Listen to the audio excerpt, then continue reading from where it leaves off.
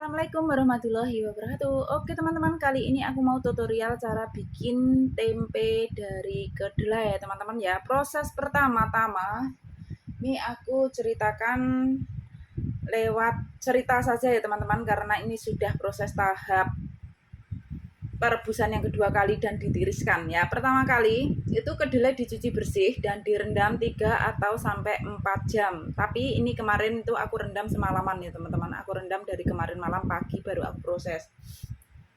Setelah direndam 3 sampai 4 jam, kita cuci bersih kembali ya, diganti air bersih. Lalu kita rebus sampai mendidih.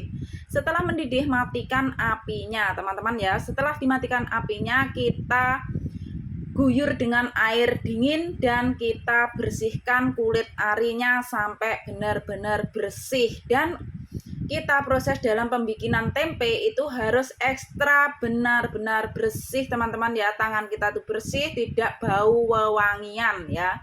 Dan jauhkan dari minyak goreng, garam semacam itu, dengan tujuan biar tidak gagal atau tidak busuk. Setelah kita bersihkan kulit arinya sampai bersih, kita ganti pakai air bersih ya teman-teman. Lalu kita rebus sampai mendidih, lalu kita tiriskan. Nah, setelah kita proses perebusan yang kedua kali, setelah kulit arinya dihilangkan, itu nggak boleh kena air dingin ya teman-teman. Jadi tinggal ditiriskan seperti ini. Ini tadi habis direbus mendidih ya, yang proses kedua. Setelah kulit ari dibersihkan kan kita rebus kembali ya teman-teman ya. Nah, setelah direbus kembali ya udah kita tiriskan seperti ini, nggak boleh bau air dingin lagi. Setelah ini kita dinginkan sampai benar-benar dingin, lalu kita kasih ragi tempe. Nah, seperti ini. Nah, karena ini tadi aku bikin tempenya, kedelainya 600 gram ya teman-teman. Nanti aku pakai ragi tempenya ini setengah sendok teh saja, jangan banyak-banyak. Dan tepung berasnya ini aku pakai 1,5 sendok makan ya teman-teman ya. Jadi sesuaikan saja seberapa banyak kalian bikin tempenya ya teman-teman. Semakin kita bikin banyak ya semakin tambah ragi dan tepung berasnya. Kalau nggak ada tepung beras teman-teman, bisa kita ganti dengan tepung tapioka, aci, atau kanji ya teman-teman ya. Jadi kalau aku pribadi lebih suka pakai tepung beras teman-teman ya. Habis itu kita campur, benar-benar campur sampai rata ya teman-teman. Lalu kita ambil plastik ya. Kalau pakai daun, bungkus daun. Kalau pakai plastik, kita pakai plastik. Sesuaikan kalian pakai ukuran yang berapa ya. Kalau aku nanti pakai ukuran itu plastik seperempatan gula, dan pakai plastik klip yang nomor 4. Itu plastik dulu aku buat jualan mie ayam untuk membungkus ayam ya, dan masih sisa banyak. Nah, plastiknya harus kita lubangi teman-teman ya. Dan setelah kita lubangi plastiknya, kita isikan kedelai yang sudah kita ragiin, sama dikasih ragi sama tepung beras tadi loh ya teman-teman ya. Terus habis itu kita simpan rapat.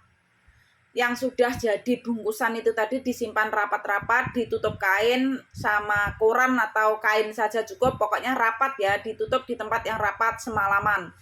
Kalau nggak semalaman, andaikan kita menutup rapatnya, menyimpan kedelainya yang sudah dikasih ragi dan tepung beras ini tadi sudah dibungkus ya teman-teman, itu andaikan jam 10 pagi, nanti jam 10 malam bisa kita buka, sudah panas ya teman-teman ya. Setelah kita buka, jangan ditutup kembali, biarkan saja, nanti itu tempenya akan jadi dengan sendirinya teman-teman ya. Begitu saja prosesnya, tuh mudah bikin tempe. Nah, ini teman-teman kalau kita beli itu di Taiwan 50 NT sampai 65 NT ya teman-teman, satu tempe, tergantung besar kecilnya ya. Kalau kita bikin sendiri, ini tadi aku beli kedelai mentahnya tuh 35 NT. Dan ini ragi tempenya ini aku beli saat kirim ke toko Indek Taipei Hojocan, diantarin bosku itu hari Minggu tanggal 2 bulan 6 2024. Aku pas kirim 200.000 NT teman-teman, atau 99,8 juta pas krus 499. Nah, itu pas aku tarik gaji 8 bulan gaji. Tapi uangku di Indek tuh hilang 1000 NT karena aku grogi dilihati mbak-mbak TKW seperjuangan sama mas-mas TKL.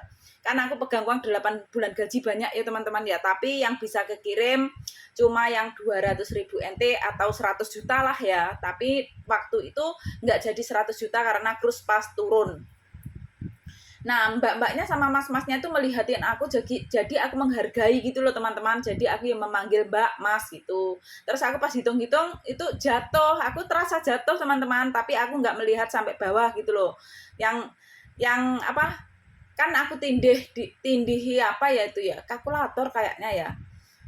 Apa buku gitu loh, kan menghitung, terus jatuh satu udah aku ambil, pikirku cuma satu, mungkin ada lagi jatuh, aku nggak sadar gitu loh.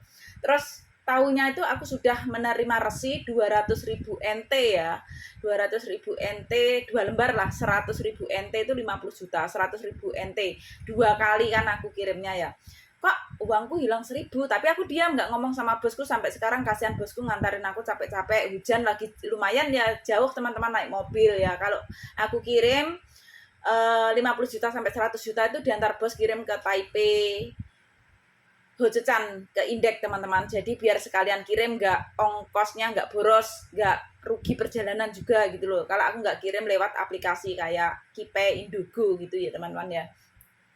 Dan pada akhirnya aku diganti bosku. Bosku nggak tahu kalau uangku hilang itu teman-teman, tapi memang bosku ngasih rezeki aku. Aku disambut bosku, dikasih keranjang, dikasih uang 1.000, disuruh belanja.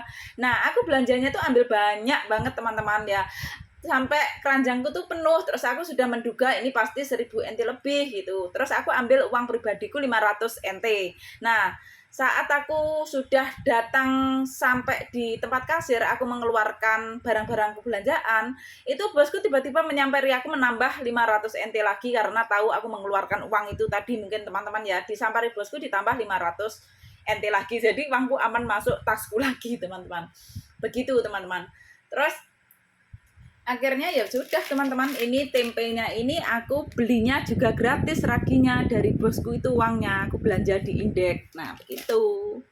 Jadi enak teman-teman kalau kita menjadi wanita mandiri, pekerja keras, cerdas, tegas, anti gengsi, anti malas, anti menye-menye, tidak mengutamakan gaya, tidak mengutamakan penampilan saja, dan mau ubet lah intinya ya, terus pandai berkarir, berkarya, itu mengeluarkan uang, menghasilkan uang ya. Jadi intinya dalam hidup kita itu jangan utamakan gayanya dulu, gengsinya dulu sebelum ATM kita aman sentosa. Jadi kalau kita kebanyakan gaya, kemakan gengsi, sebelum ATM kita tuh aman slebet teman-teman ya. Jadi utamakan kita berpenghasilan dulu, maka gaya penampilan cantik bisa dibeli. Betul apa betul teman-teman? Ini aku real di Taiwan mau 12 tahun tidak kenal cuti liburan pribadi teman-teman.